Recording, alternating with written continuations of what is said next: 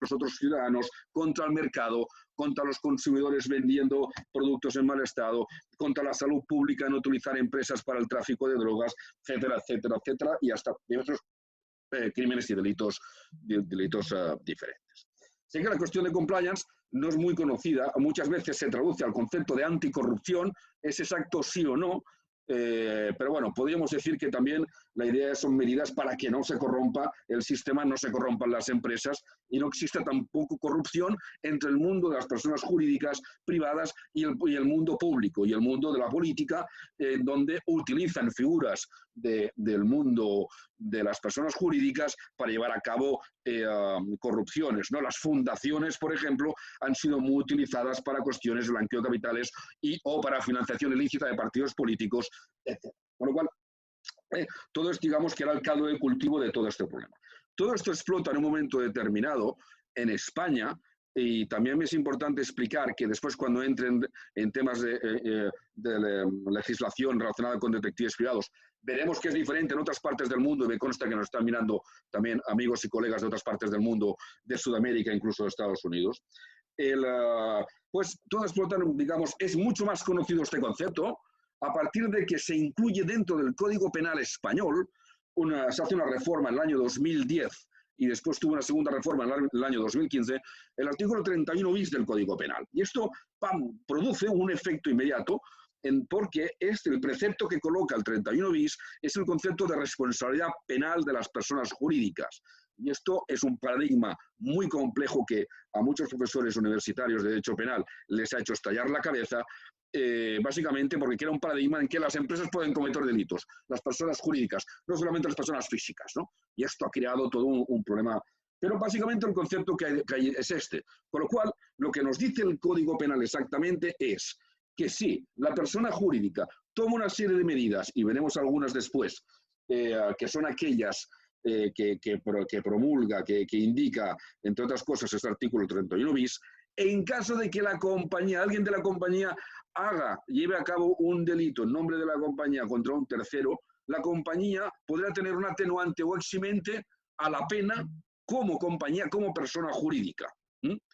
Es una revolución conceptual, realmente esto, a veces sé que puede costar un poco para entender, pero básicamente significa que la compañía puede ser hasta acusada de llevar a cabo un delito como institución o como corporación, y dentro del catálogo de penas que existen muchas de dinero, tal, etcétera, pero pueden llegar hasta la disolución, con lo cual puede tener un impacto bastante importante el tema de lo que significa este concepto de la compliance, en este caso, compliance penal. Claramente se asocia, por tanto, y se ha asociado en el mercado, la idea de compliance penal como el cumplimiento normativo, como el hecho de cumplir normas. Ciertamente a veces no se comprende muy bien porque ya las cumplíamos antes de que existía el concepto de compliance, es decir, las normas hay que cumplirlas. Para mí la diferencia es que lo que trae el concepto de compliance es que no solamente se cumplan las normas, sino que exista una voluntad de un órgano en el interior de las organizaciones que vele, que vigile en que el comportamiento de las personas no salen fuera de normas, no cometen delitos. Este es el salto realmente para mí diferente de sobre esta cuestión. Este es el marco general, es decir, las empresas pueden cometer delitos y por tanto el legislador dice, oiga, señora empresa, señora persona jurídica, ¿no? Porque puede ser también una ONG, es decir, o otras organizaciones, o un club deportivo, un club de fútbol, que clubes de fútbol han estado condenados, conocidísimos clubes de fútbol, por esta cuestión, les dice, oiga, autocontrólese ustedes. Técnicamente se llama también jurídicamente autorregulación regulada, término horroroso, pero se llama, bueno, se utiliza porque para mí trae confusión, pero se identifica de esta manera. Con lo cual, nos indica que existe y se coloca en el Código Penal no exactamente una obligación, porque no va a existir un organismo que vele porque exista el cumplimiento de los planes de prevención de delitos en las empresas, no existe como tal, así como existen otras dimensiones del concepto del cumplimiento normativo, como puede ser, yo que sé, la protección de datos tiene la Agencia de Protección de Datos, o la legislación laboral puede tener la Inspección de Trabajo, etcétera. En este caso no lo hay, ¿no? Sino que habrá que probar Hay también mucha discusión de quién tiene la obligación de probarlo, pero tendrá que obtenerse prueba de que la persona jurídica ha implantado eficazmente en el plano de los hechos realmente una actividad de autocontrol para prevenir que la propia compañía o empresa pueda cometer delitos. El Código Penal también habla también de una serie de delitos tasados relacionados con el concepto de compliance penal, ya he indicado antes algunos. Bueno, este es el punto de partida de la cuestión. Vale, vamos a ver entonces, por tanto, esta cuestión, ¿qué relación tiene con los detectives privados? ¿Qué relación tiene con la investigación privada? ¿No? ¿Por qué tiene que estar relacionada esta cuestión del cumplimiento normativo de la compliance con la investigación o con la investigación privada? Básicamente por una cosa, es decir, porque el concepto de fondo que está pidiendo el tema de la compliance básicamente es vigilar, ¿no?, a la organización. Y para poder vigilar la organización es evidente que hace falta muchísimas veces la necesidad de investigar.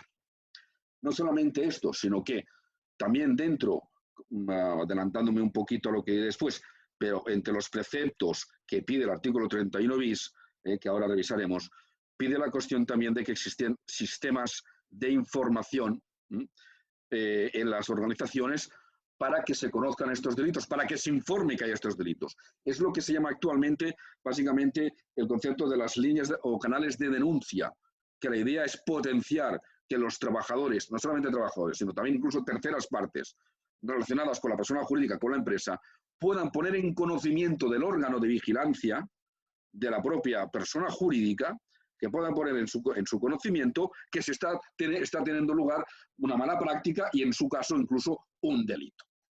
También será importante la cuestión del concepto de delito en relación con las actividades potenciales que los detectives privados pueden llevar a cabo dentro de esta cuestión del compliance. Cuestiones importantes que me interesa remarcar a este punto antes de continuar en lo que he explicado anteriormente. Primero, la palabra compliance no sale absolutamente por ninguna parte en el Código Penal. Y claro, todo el concepto que estamos diciendo que es el concepto de compliance, básicamente es una interpretación de lo que hacemos de ese articulado, que se está haciendo de ese articulado. ¿Qué es lo que dice? Sí que dice exactamente el artículo 31 del Código Penal. El concepto del establecimiento de un órgano de vigilancia y control para la prevención de delitos corporativos. Un órgano de vigilancia y control para la prevención de delitos corporativos, oiga, pues las compañías ya tenían muchos. Bueno, muchos no, cuidado, no es cierto. Algunos. ¿Cuáles eran, por ejemplo? Oiga, órgano de vigilancia y control para delitos relacionados con delitos económicos, por ejemplo, podría haber una auditoría interna, un departamento de auditoría interna, viendo que los números no fueran maquillados y no fueran inventados para engañar al mercado, los inversores, etcétera, como han hecho muchísimas compañías en problemas de fraude. Y por otro lado, históricamente, el otro órgano de vigilancia y control histórico que han tenido las organizaciones, sobre todo la banca, son los departamentos de seguridad, que estaban muy preocupados de vigilar de que si existían algún tipo de delito en contra del interés de la organización. Es decir, si les robaban, si les estafaban a la propia organización, si venían estafadores, si venían ladrones, si venían espías, lo que sea que pudiese hacer un daño a la organización. Entonces, por tanto, ya existían una serie de órganos de vigilancia y control. Claramente esto ocurría, evidentemente, en organizaciones de grandes dimensiones. Obviamente, en organizaciones de pequeñas dimensiones no existía un departamento, digamos, tan interno, o podía ser que hubiese un asesor externo que fuera el auditor externo, que sí que lo pide la ley para ciertas compañías, dependiendo de su facturación, pero no existía. Sí que es importante remarcar aquí que este concepto de responsabilidad penal de personas jurídicas del artículo 31 bis atañe a cualquier persona jurídica y en España no hace distinción sobre la cuestión de cuál puede ser su facturación, etcétera. Esto ha traído muchos problemas porque el concepto de cómo poder hacer esta actividad dentro de una gran empresa, una gran compañía, pues esto es diferente a cómo se puede hacer en una pyme, en una pequeña y mediana empresa y en algunas empresas donde se confunde prácticamente el consejo de, bueno, hay un administrador y unos pocos empleados, pues oiga, aquí cómo voy a desdoblarme yo mismo, ¿no? Y ser a la vez y yo la persona que hace el negocio y me controla a la vez, ¿no? Es Dr. Jekyll y Mr. Hyde, que es un tema que entraremos también ahora sobre las contradicciones que abre el concepto, este concepto de compliance en términos de vigilancia y control. Pero hace evidentemente difícil, depende de qué compañía, pero atañe a todas. Y nos hemos dado cuenta, sobre todo con la economía de ciertas startups online, que muy pocas personas pueden mover una cantidad de dinero enorme a través de ordenadores y de bitcoins y de muchas más cosas y hacer un montón de delitos, de delito fiscal o de blanqueo de capitales o muchísimas cosas y organizaciones muy pequeñas. O sea, con pocos, al menos con pequeñas desde el punto de vista de organización de empleados. Otra cosa es también de cuestiones de facturación. Bien, entonces, primero no está. Pero mi concepto, y esto sí que es un concepto personal, y tengo conocimiento de que este concepto no gusta muchísimo a ciertas partes de la doctrina que están dentro del concepto de compliance, al menos en España, desconozco en otros, bueno, sí, conozco también en otros países, de Sudamérica y otros lugares. Pero, bueno, estamos hablando en este momento, el concepto es el español, que es el que estoy aquí trabajando. Es que lo que ha hecho la ley, el 31 bis, es hacer una cosa espectacular que no había ocurrido hasta ese momento casi en todo el marco jurídico, en cualquier cuestión española, que es decirle a la persona jurídica que tiene una función pública dentro de una organización privada. Esto va a tener una importancia bestial con la ley de seguridad privada de los detectives privados y también con la figura del director de seguridad. Es decir, ¿qué exactamente está diciendo la ley? Oiga, establezca usted un plan de prevención de delitos internos dentro de la organización, coloca un órgano responsable y no solamente esto, sino que le pide una serie de cosas también importantes, en mi opinión, que hacen también bueno, avanzar todo este concepto de compliance, pero que le pide una serie de cosas y de principios que básicamente son, en mi opinión, es básicamente un problema de seguridad puro, pero mete algo que es revolucionario, que es, señor privado, haga usted una función pública, porque la investigación de los delitos del artículo 31 bis, en el caso de compliance penal, después podemos hablar de compliance en protección de datos o en áreas administrativas, etcétera, o en áreas de riesgos laborales, yo qué sé, en más cosas, pero cuando estamos centrados aquí en esta cuestión de la compliance penal, le está pidiendo algo brutalmente revolucionario. Es, oiga, la actividad de la investigación de delitos es propia de los órganos de seguridad del Estado, es propia de los órganos de justicia del Estado, es decir, es propia de los fuerzas y cuerpos de seguridad del Estado, esto es evidente, las policías investigan delitos, ¿no?, que están en el Código Penal, y por otro lado, delitos económicos, etcétera, delitos contra el medio ambiente, delitos, bueno, contra muchísimas cosas, pero por otro lado también está los fiscales y jueces y tal, que hacen un juez instructor que investiga, ¿no?, la cuestión de que hay un delito corporativo, también tal, etcétera. Oiga, son estos los operadores que tienen que hacer esto. Y entonces usted le está diciendo al operador privado, a la empresa privada, normalmente, porque la mayoría, también hay empresas semipúblicas que también, bueno, pero el concepto fundamental es que a la empresa, a la persona jurídica privada le está diciendo, oiga, haga esto, lleve a cabo esto. Claro, aquí se crean más problemas, que quizás no es cuestión de este debate aquí, que ahora tenemos que ir a la investigación privada. Pero el problema fundamental es, oiga, es que el órgano de vigilancia y control dentro de la organización está haciendo una cuestión, comillas, casi de mandato público. Casi. Oiga, y entonces, yo dentro de la organización, ¿qué soy? ¿Soy el abogado que defiende la empresa o soy un fiscal interno? Soy un topo, ¿no?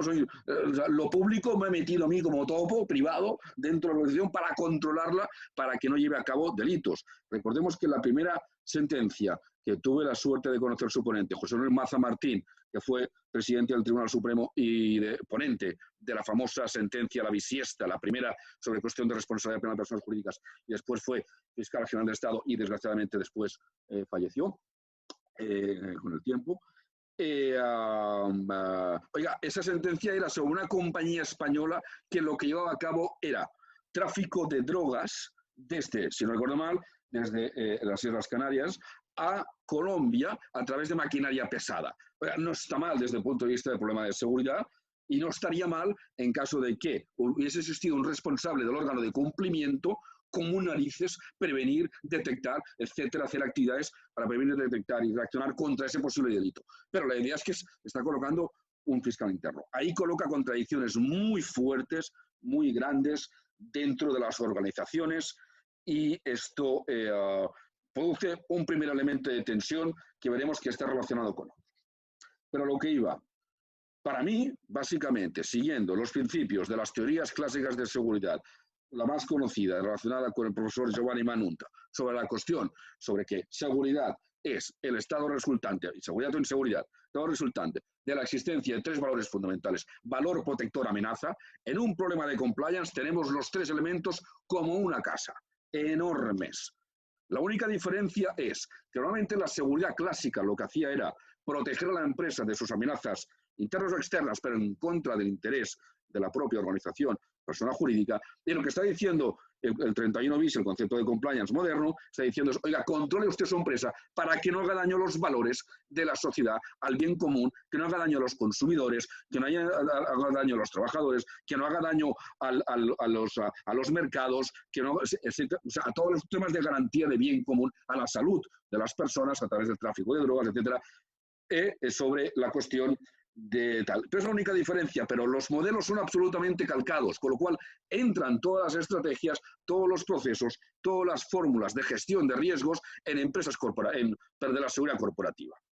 Claro, ¿por qué esto tiene entonces importancia cuando hablamos de la investigación privada? Porque claro, se ha colocado este precepto, el 31 bis, para mí es un problema de seguridad absolutamente puro, absolutamente 100% puro, que puede seguir todas las metodologías de análisis y de toma de decisión y de respuesta, ¿vale?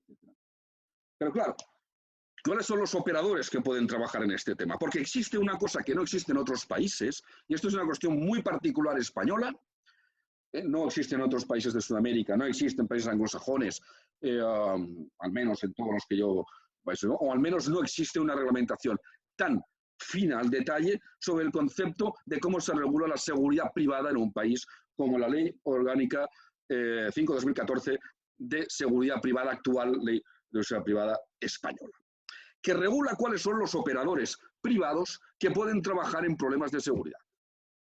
Y resulta que tenemos esta regulación que explica cosas. Ahora hablaré de cuestiones relacionadas con el director de seguridad y hablaré también con cosas relacionadas con el detective privado, todo que la dirección de seguridad aquí no es el problema fundamental, pero hay cuestiones que van a estar atadas en grandes organizaciones y creo que es importante que a lo mejor se puedan conocer. Pues resulta que existe una ley que sobre todas las actividades relacionadas con la investigación, y en este caso vosotros conocéis muchísimo mejor que yo la ley, en el sentido de cuando se tiene que llevar investigación de hechos privados y obtención de prueba, existe una ley en España que atribuye esta actividad a los detectives privados, basado en un concepto que es brutalmente importante en relación con todo este marco normativo, que es ya en la exposición de motivos de la Ley de Seguridad Privada, sobre todo de la que venimos, la anterior del 92, pero que el espíritu se mantiene muchísimo, es que en España la seguridad es monopolio exclusiva del Estado y que se cede ciertas actividades de seguridad a operadores privados a través de la Ley de la Seguridad Privada. Y luego otra cosa muy importante, que es una ley orgánica. Y dirán, ¿y esto qué importancia tiene? ¿Cuál es el concepto de que sea orgánica o no orgánica una ley? La ley orgánica es la que afecta a los derechos fundamentales de los ciudadanos. Evidentemente, la ley de seguridad privada pues, actúa, o sea, detención de personas si son vigilantes de seguridad, y en el caso de detectives privados, como dice también la exposición de motivos, en el caso para que los operadores de investigación no conculquen los derechos fundamentales de los investigados en sus investigaciones. Por eso existe un control de la Administración de Seguridad del Estado a través de los departamentos de seguridad privada de la Policía Nacional en España, y en el caso particular, yo hablo desde Barcelona, el caso de Barcelona en la Comunidad Autónoma de Cataluña, pues con los Mossos d'Esquadra, que es otro órgano de inspección sobre este tema. Pero lo que estoy diciendo es esto, y por tanto tiene que ser inspeccionado, porque la autoridad, la Administración de Seguridad del Estado, tiene que controlar que el operador privado no haya conculcado los derechos fundamentales de los investigados, cualquiera quienes sean, en las investigaciones que iban a cabo. Aquí hay una primera colisión muy fuerte con esta cuestión, porque claro, por ejemplo, en el concepto de compliance, pues se puede existir el concepto de hacer un canal de denuncias, a ese canal de denuncias le llegará le llegará una denuncia, quizás un empleado interno, diciendo, oiga, dentro de la organización hay un fraude X, mira, nuestra empresa está haciendo tráfico de drogas con Colombia, y le llega esto al compliance officer, que le cogerá un sofoco que se caerá al suelo, porque si te llega esta noticia como compliance officer, que es el nombre que se ha dado al responsable del órgano de vigilancia y control en España, el concepto de compliance, pues se caerá a la mesa del miedo que le va a coger. Pero pensamos que ocurriría básicamente esto. ¿Qué tiene que ser hecho después?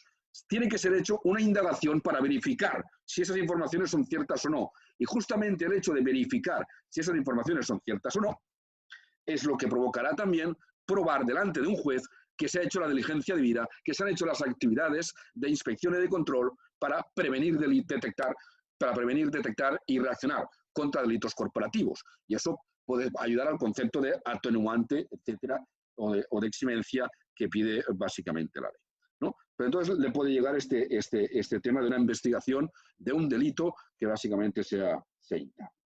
Esto, claro, evidentemente provoca la idea de la investigación y puede ser de dos maneras, ¿no? Puede ser, evidentemente, una investigación la pueden iniciar internamente la propia empresa y organización. Tengo que recordar aquí que la propia ley de seguridad privada he mencionado anteriormente, dice que existe el concepto de autoprotección de la empresa, con lo cual el representante de la empresa puede llevar actividades de investigación en el interior de la empresa. Legalmente lo puede llevar a cabo. Ahora bien, ¿qué ocurre? Que en muchísimas ocasiones puede ser que esta empresa, o bien por muchísimos motivos, no sepan llevar investigaciones o necesitan la ayuda de expertos, porque ¿quién es el experto en la investigación privada en este país? O sea, ¿qué profesión es centenaria? ¿No? Ahora que hemos visto este libro recientemente editado que nos explica la historia de detectives que hemos visto en todas las, ¿no? No recuerdo el nombre ahora, es igual. Todo lo ven, bueno. Ibáñez Ritao. Aquí está, muy bien. Sí. Adelante. Vale, muy bien. Entonces, parece la voz de la conciencia, parece que me habla, bueno, es igual. Entonces, he oído una voz celestial. Bueno, muy bien. Entonces, me he ido un poco ahora a lo que quiero decir. Sobre la cuestión, sí, pero cuando haga falta llevar a cabo una investigación en arrendamiento de servicios, entra con toda su fuerza la ley de seguridad privada. Porque la ley de seguridad privada es una ley de arrendamiento de servicios. Con lo cual, la ley nos dice que el único operador que está habilitado legalmente para llevar a cabo esta investigación es los despachos de detective privado legalmente habilitados según la nueva ley de seguridad. ¿Qué ocurre? Claro, el tema de compliance, yo puedo decir por experiencia, tiene una importancia en este momento vital para organizaciones estratégicas y también tiene una importancia vital para consultores y consultorías estratégicas que quieren estar muy cerca de esto porque evidentemente hay un pastel de dinero aquí detrás.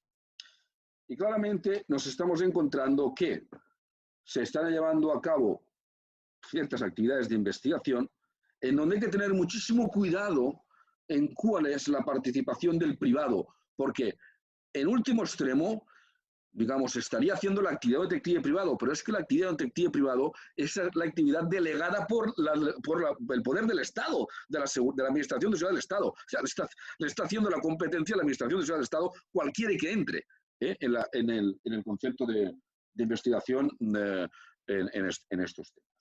Con lo cual entra con toda la fuerza la cuestión de la investigación aquí. Pero claro, aquí nos encontramos, como decía anteriormente, otra cuestión, es decir, oiga, ¿cuál es la interpretación? Bien, hemos tenido incluso representantes de cuerpos y fuerzas de seguridad del Estado, representantes jurídicos del Cuerpo Nacional de Policía y otros, pidiendo la interpretación de esta cuestión y nos han dicho claramente que es una cuestión exclusiva y excluyente de detective privado. Que tengamos una ley que pueda ayudar a llevar a cabo estas actividades de investigación es positivo. Bueno, sí, positivo. Pero en el derecho hay un concepto básicamente, es que si un derecho no se ejerce, se pierde. ¿Y qué está ocurriendo? Está costando poderlo ejercer. ¿Por qué? Básicamente por cuestiones de mercado, y esta es la realidad, de quién tiene más acceso a los tipos de clientes que pueden pedir este tipo de investigaciones en corporaciones y empresas. y esto es una realidad. Pero toda la cuestión es económica, es de mercado. O sea, la cuestión de la discusión sobre la regla es esta. Pero claro, en este momento está todo el mundo, muchas personas en falso, porque operadores privados, o sea, gente que hace, o empresas, o consultoras, o yo que sé, asesores, lo que sea, que hacen investigaciones en este tema, y me consta que ocurre, de que son llamados y, por ejemplo, llevan a cabo, para hablar, ahora haremos la fina línea entre la investigación y el peritaje, por el concepto de forensics y esto, pero los hay que lo llevan a cabo, están hablándote de compliance, se hinchan la boca del concepto de compliance, cumplimiento normativo, y la llevan a cabo incumpliendo la ley. Esto es de los hermanos más, ¿no? Bueno, pero es una realidad absoluta en este momento en muchas cuestiones en donde yo lo he visto. Bien. Esto por el lado de cualquier tipo de investigación. Sí que entonces pararnos un segundo en una cuestión, en donde han existido algunos argumentos de algunos personas que han dicho, oiga, la ley de seguridad privada española dice lo siguiente, dice que el detective privado no puede llevar a cabo investigaciones de las llamadas perseguibles de oficio, con lo cual no tiene cabida la compliance. Digo, bueno, si esto es así no tiene cabida nadie. Es decir, porque si no lo puede hacer el detective privado, se ha hecho una ley en que nadie va a poder investigar en el reglamentamiento de servicios. Hablo investigar y no peritar, que ahora entraremos en esta cuestión, ¿no? Ha podido de servicios. Pero, oiga, no, incluso tenemos interpretaciones también venidas también por algún responsable también de las fuerzas y cuerpos del Estado, de responsables jurídicos de fuerzas y cuerpos de seguridad del Estado en España, en el Cuerpo Nacional de Policía, por ejemplo, en este caso en Cataluña, en donde hemos hecho conferencias en diferentes foros relacionados con esta cuestión, en donde hay interpretación clara de la participación de detectives, que es, oiga, una cosa no es delito hasta que lo diga un juez en una sentencia, en el apartado de hechos probados. Hasta ese momento no es delito. Hasta tal punto que en muchísimas ocasiones la gente sale inocente. Es decir, después de un delito que pueda ser penal. Con lo cual, si se hubiese investigado cualquier cosa en ese procedimiento, no hubiese sido ninguna cosa en contra de la ley de la seguridad privada. El concepto fundamental es que se va a tener una noticia criminis. Y a veces esta noticia criminis, hombre, si es un tío con un cuchillo clavado en la espalda en medio de la Plaza Cataluña, hostia, tiene una pinta, se asegura de que, ¿no? En principio. Pero es que hay un montón de delitos, por ejemplo, financieros, en donde lo que tenemos son indicios y en donde son red flags que tenemos que interpretar. Por tanto, la primera línea de defensa para ayuda de esta cuestión son los detectives privados, para que hagan una indagación y de esa indagación, si interpretan que existe, por tanto, un delito, si existe esta interpretación de los indicios se transforman en una interpretación de delitos, entonces, por obligación legal, comunicarlo evidentemente a las fuerzas y cuerpos de seguridad del Estado. Esto también tiene una importancia vital desde el punto de vista de la prueba de la compliance cuando se quiere conseguir atenuante o eximente. ¿Por qué? Porque, oiga, una empresa que contrate a un operador de investigación y que no tenga la licencia de detective privado siguiendo la ley de seguridad privada, está haciendo la prueba de que no quiere cumplir el derecho. Y esto lo explicaba también José Manuel Maza en la célebre sentencia esta, la bisiesta, diciendo que lo que tiene que probar la persona jurídica es su voluntad del cumplimiento al derecho. Yo discutí muchísimo con él en un congreso sobre la prueba de la voluntad, que significaba, pero desde el punto de vista de la voluntad, pero la prueba de que la persona jurídica actuaba acorde al derecho con la voluntad de hacerlo. Oiga, si usted contrata un arrendamiento de servicios, hay investigadores que no están dentro de la ley privada, oiga, ya empezamos a perder la voluntad de cumplimiento al derecho, con lo cual no me explique que haga usted una investigación para descubrir los hechos según la regla de derecho. Esto quiere usted quedar bien, pero la cuestión es otra. Esto por un lado, pero por otro lado es, sí, los detectives privados son, evidentemente, según la ley de seguridad privada, están bajo control administrativo de la Administración de Seguridad del Estado, ahí es nada, es decir, no es pequeña cosa esta cuestión, porque estamos hablando que hay delitos que pueden tener lugar en las empresas y organizaciones, como el delito de financiación de blanqueo de capitales y financiación del terrorismo, no está mal, la importancia que puede tener esto también de fondo, aparte del resto de delitos. ¿Qué mejor operador? Justamente al que yo decía que el concepto era que es una función pública dentro de una empresa privada, de que el operador que haga la investigación esté bajo control de que no incumpla la ley, es de una forma especial, además de que la propia ley que interpreta los propios códigos de las fuerzas de seguridad del Estado, dicen que el detective privado es la única figura exclusiva y excluyente. Vaya, lo veo bastante de cajón. Pero vamos un poquito más allá. Me disculpo si hablo muy rápido, pero con el tiempo que tenemos estoy intentando hacer una explicación lo mejor posible. Segunda cuestión. Oiga, existe, y esto me consta que otro compañero que es Óscar Rosa lo está trabajando muchísimo, le he visto alguna conferencia, en relación de la cuestión de la posible participación de los detectives privados con el tema de la ley de blanqueo de capitales. Bien, sí que es cierto que me consta, como he dicho anteriormente, que muchas veces la participación de detectives dentro de la investigación de conceptos de compliance está muy relacionado con la capacidad que tenga ese detective o ese despacho en poder llegar a tipos de clientes que tienen este tipo de investigaciones. Es una cuestión de mercado eso, no es una cuestión legal, porque la ley lo permite y las interpretaciones obviamente lo permiten, pero vuelvo a decir, si no se ejerce el derecho se pierde. Lo hemos visto en otras cuestiones relacionadas con la normativa de detectives privados en el pasado, vigilancias de hoteles, etcétera, absolutamente perdido por no ejercer el derecho que había que llevar a cabo. ¿Por qué hablo de la ley de blanqueo de capitales? Porque ya lo habéis visto por Óscar, al cual le mando un afectuoso abrazo. Sino que no, la ley de blanqueo de capitales, la actual ley de blanqueo de capitales, y no quiero equivocarme, por eso me lo miro un segundito, que es la ley 20-2010 de prevención de blanqueo de capitales y financiación del terrorismo, bueno, exige conceptos también del tema de compliance, es decir, exige, un segundo, que no me pierda,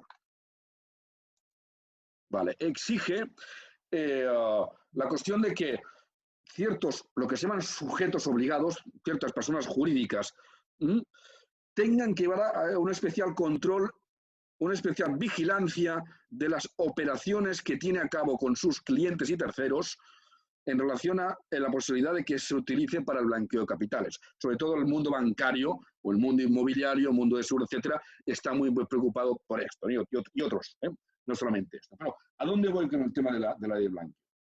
La ley de blanqueo tiene dos puntos que son realmente para mí interesantes, en donde se unen muchísimo con la cuestión de la actividad detective privado, del investigador privado, que es, por un lado, se pide hay dos niveles de control, lo digo muy resumidamente, es decir, pongamos que un banco ve una operación que tiene lugar en su actividad, o también podría ser teóricamente hasta un notario, pero bueno, lo veo difícil por organización, pero una empresa tiene una operación, sobre todo banca, como sujeto obligado, en donde tiene que saber una serie de cosas en que está obligado a saber realmente quién es el cliente, cuál es la naturaleza de la operación, identificarlo de verdad para que no engañen, que hayan terceras personas como testaferros detrás de operaciones, tal, etcétera. Tiene que saber toda una serie de datos de información de inteligencia económica, muy importantes, en que habla de dos niveles. Habla de un nivel más básico de indagaciones, que se llama, está la diligencia normal y después la diligencia reforzada, y es en la diligencia reforzada, el concepto de diligencia reforzada, o sea, la diligencia simplificada, perdón, que es, bueno, verificar los datos y ya está, y esto lo puede hacer absolutamente cualquiera, esto no tiene graves problemas, pero cuando entra la diligencia reforzada, le pide y le combina a la empresa privada, a la persona jurídica, que lleve a cabo una investigación. Y lo dice tal cual porque en un artículo de la Ley de Prevención de Blanqueo de Capitales, le pide que el sujeto obligado haga la comunicación de los indicios que tiene a través de las investigaciones, palabra textual que dice la ley, investigaciones realizadas. Y en esta lo que se llama la diligencia reforzada, una investigación más a fondo para entendernos, cuando hay ciertas señales muy graves de que puede cometerse un delito, obliga a la investigación de los familiares de la persona investigada. No solamente familiares, amigos, esposa, tal. Dato más privado, más personal, no existe en el mundo mundial, yo creo. Entonces esto tiene importancia también importante en ese sentido, con lo cual es importante. Y en un borrador teóricamente el próximo reglamento, un borrador no sabemos nunca si realmente al final va a salir la ley el reglamento de esta manera o no, de la ley de seguridad privada. He oído, al menos yo, que incluso se habla de que dentro del concepto de seguridad, de director de seguridad de empresa, tenga también competencias en la investigación y en los controles del blanqueo de capitales en las compañías privadas. Lo que estoy diciendo es cómo mete también la ley de seguridad privada a sus operadores en relación con el concepto de compliance directamente. Directamente. Con lo cual, también con del tema de la ley de prevención de blanqueo, pueden existir colisiones y tal con la ley de seguridad privada en que legalmente, si se toca el dato privado, si se toca los hechos privados, entonces... Sí, quiero entrar ahora entonces en aquella cuestión que decía anteriormente, de la fina línea entre investigación y peritaje. Hay muchos expertos o empresas que están trabajando en esa línea gris de lo que es investigación o no de compliance, que podemos discutir, estamos discutiendo aquí, si es más cercana a la reglamentación para detectives privados. Y entonces hemos encontrado muchas compañías que dicen, no, yo hago un forensic. O sea, ¿qué es esto del forensic? Tanto es así que hemos visto artículos en Expansión y tal explicando exactamente qué era el forensic. Enrique Rals, si me voy de tiempo lo que sea, me vas comunicando el tiempo que tenga o lo que sea por si acaso. Porque... un poco de tiempo, pero bueno, vamos a esperar un poco. Vale, tú me dices, por favor, porque yo me pongo a hablar. Entonces, estábamos en esta cuestión sobre esta fina línea. Claro, pongamos un ejemplo muy claro, que es que existe, bueno, yo qué sé, el caso BBVA que hemos visto recientemente en la televisión. Se hace un forensic, se miran todos los emails internos de la organización para saber quién dio las órdenes o no de llevar a cabo, ¿no? Pues yo qué sé, los pagos de dinero al Villarejo, yo qué sé, ¿no? Y de dónde venían las órdenes para ver si estaba relacionado con la dirección de la empresa, lo que sea. Bueno, pero ¿qué es la cuestión? Existe allí unos señores que llevan a cabo este concepto de forense. ¿Y esto qué es? Oiga, dicen por un lado, no, esto simplemente es mirar los emails. Bueno, ¿esto es investigar o no es investigar? Aquí vienen los problemas bastante más serios. Si nos atenemos a la cuestión de la ley de enjuiciamiento civil sobre el tema de peritaje o de medios de prueba, y habla de la pericial, por ejemplo, y sabemos que muchas veces las leyes son subsidiarias unas de otras, también la cuestión penal. Oiga, el peritaje es, en un área de conocimiento particular, la opinión de un experto. Pues, por tanto, es decir, bajo un medio de prueba, bajo una prueba, un indicio que se le aporta al perito, ese perito lo interpreta, ¿no? Porque normalmente hace falta conocimientos técnicos, ¿no? Un accidente de tráfico o lo que sea. Pero una cosa es peritar el accidente de tráfico, una cosa es peritar qué emails hay en el ordenador y pueden evaluar una fuente de prueba. Aquí entramos en la probática. La probática nos habla que existe fuente de prueba y medio de prueba. Fuente de prueba es donde el hecho, el indicio ha quedado impresionado, con lo cual lo tengo que buscar para extraerlo de la fuente de prueba y después, a través de diversas actividades, transformarlo en medio de prueba, y medio de prueba es la puertecita por donde la prueba entra en el proceso judicial y que tiene que tener unas garantías legales, no ilicitud, no contaminación, cadena de custodia, mil cosas. ¿Pero a dónde voy yo? Voy que el experto, el perito o experto va a poder evaluar, pero lo que no puedo hacer es identificar nuevas fuentes de prueba e ir a buscarlas, porque ahí entramos ya en la investigación. Es decir, si yo tengo que hacer actividades para saber de otras fuentes de prueba, por ejemplo, un email anónimo, qué señor lo ha enviado, desde qué casa y cómo se llama ese señor con dato personal, estamos entrando entonces ya en el campo de la investigación privada. Por eso existe esta fina línea entre forense y forensics y investigación privada, en donde, bueno, muchas veces los propios jueces, tengo que decir que no tienen claro exactamente ello. Sí que hay una crítica, un poquito de crítica a los detectives privados no va mal tampoco, ¿no?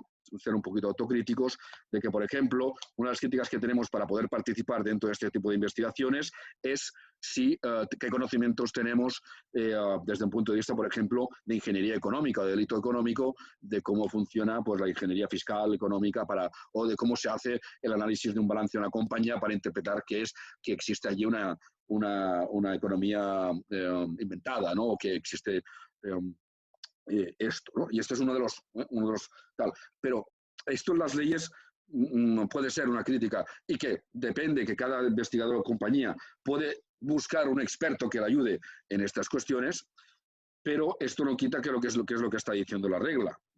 Recuerdo el caso que hemos explicado alguna vez de que, de acuerdo, de que a veces hay detectives privados que han contratado buzos y no saben, ¿no? Porque no sé bucear, pero está bajo el control de mi investigación lo que está ocurriendo allí. Bien, por eso hablar en esos dos aspectos de la cuestión. Me quedan ya pocos minutos, me están comunicando. Bueno, empiezo ya a concluir y ya hablando del tema de compliance e investigación privada, pues entonces concluir o hablar sobre diciendo, bueno, ¿qué se nos está presentando ahora? ¿No? Estamos viendo esta cuestión de la pandemia del COVID, hemos visto, nos han enviado comunicaciones y se ha preguntado a la autoridad si el detective privado podía seguir haciendo sus actividades de investigaciones, digamos, las normales de vigilancias y preguntas y encuestas en la calle o seguimientos y tal, nos han dicho que nada, que hay que quedarse quieto.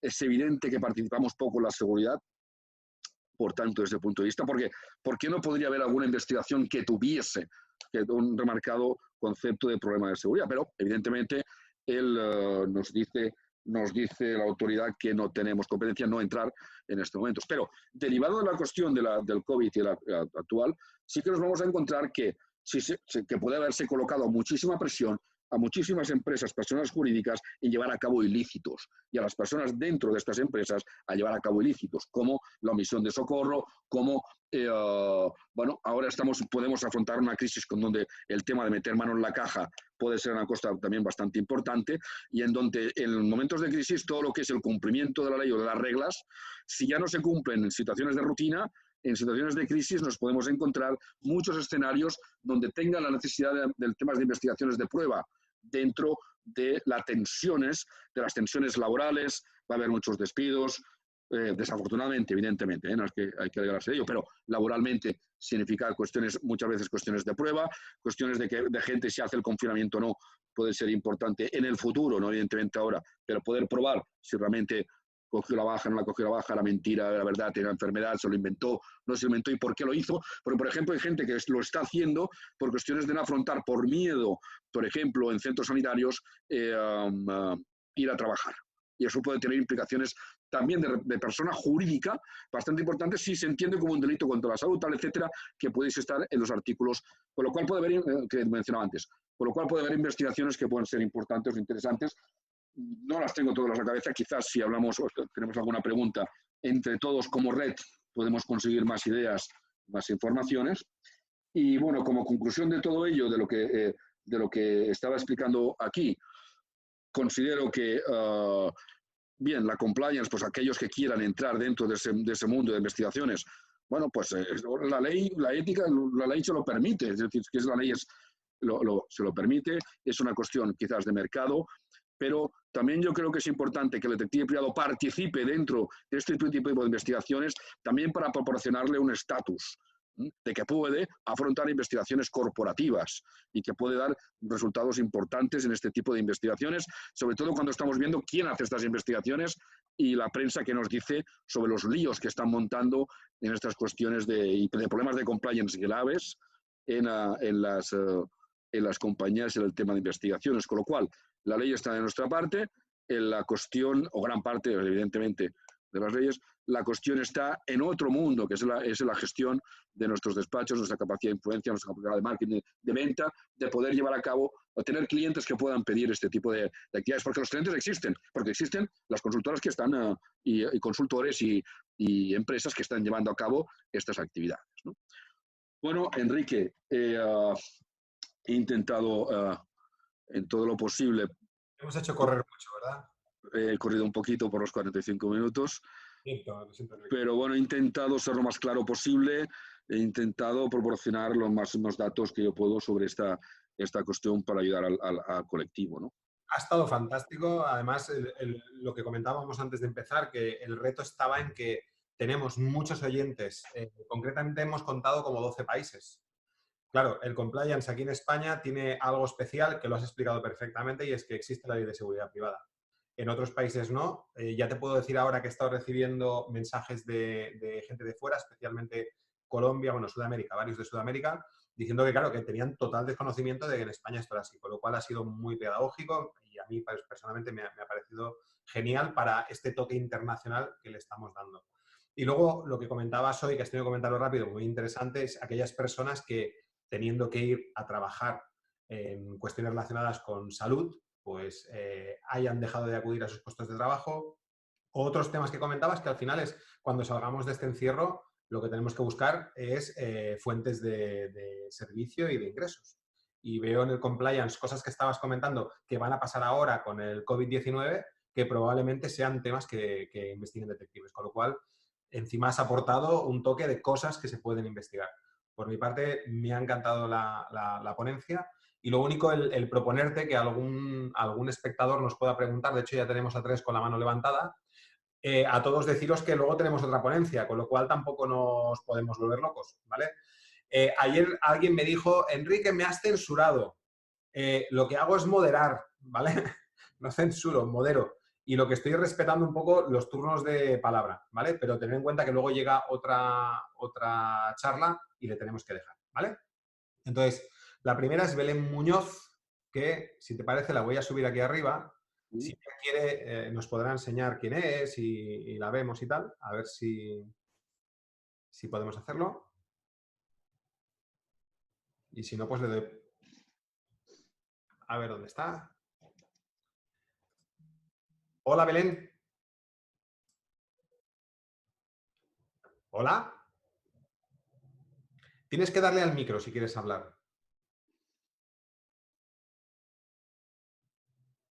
Bueno, pues mientras Belén se conecta, le damos a Pepe Sánchez. Hola. Hola, Pepe, a ti sí te oímos. Hola, ¿qué tal? Buenas tardes. Buenas tardes, haz tu pregunta. Claro, yo quería hacer un comentario al respecto de los directores de seguridad, los detectives, la ley de seguridad privada actual y el borrador que va circulando por ahí y que, bueno, pues que como efectivamente ha comentado el ponente, todavía no sabemos para cuándo entrará en vigor. Y en el artículo 104 de ese reglamento nos habla que en su punto 9 en concreto dice que el director de seguridad podrá realizar las comprobaciones tendentes a acreditar, bueno, solvencia técnica y honorabilidad de las personas que puedan tener acceso a áreas o a informaciones sensibles de la misma. Mi pregunta es, porque además en el artículo 7, en el punto 7 de ese mismo artículo, hace responsable al director de seguridad de cualquier servicio que contrate una empresa, incluidos los servicios de investigación privada. Mi pregunta es, si este reglamento fuera adelante, hablamos de un supuesto evidentemente, si este reglamento fuera adelante, en cierto modo estaríamos perdiendo esa posibilidad o ese nicho de mercado de hacer compliance, subordinados en cierta medida a los directores de seguridad. Bueno, muchas gracias por la pregunta. Sí, ciertamente, un previo en esta cuestión, que es, esto ocurre cuando la empresa o está obligada a tener director de seguridad, por ley, nucleares y etcétera, o cuando la empresa por motu propio decide dar de alta al departamento de seguridad.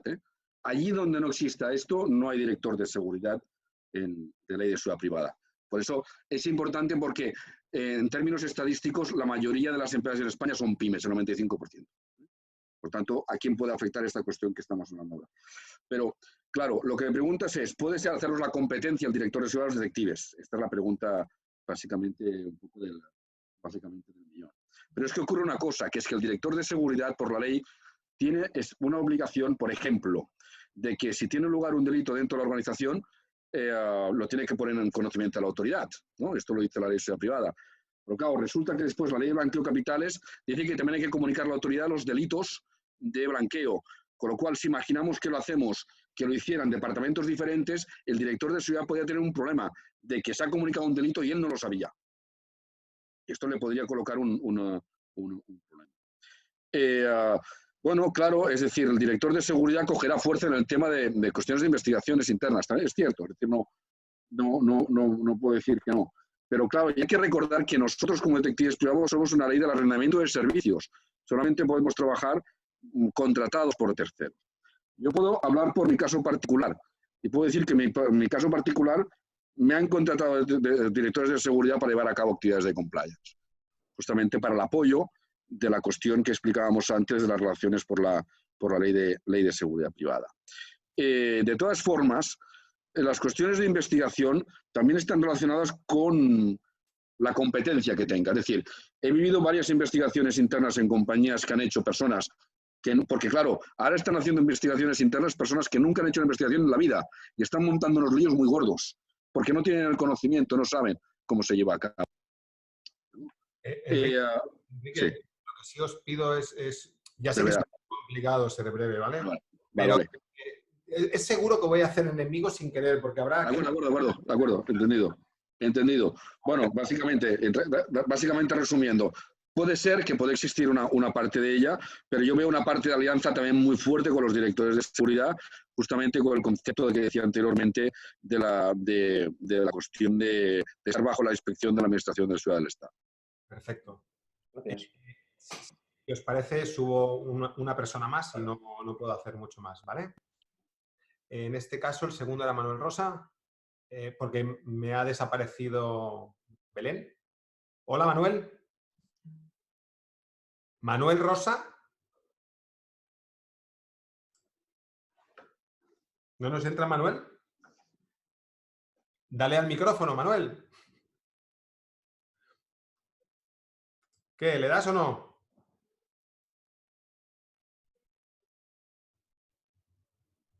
Bueno, pues vamos a darle al siguiente.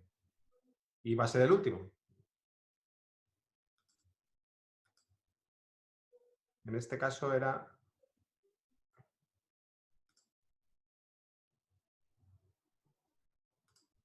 Vamos a probar el último y si no entran, le tenéis que dar al audio. Hola, Aranza. Hola, Enrique. ¿Qué tal? Soy muy rápida. ¿Sí me oís?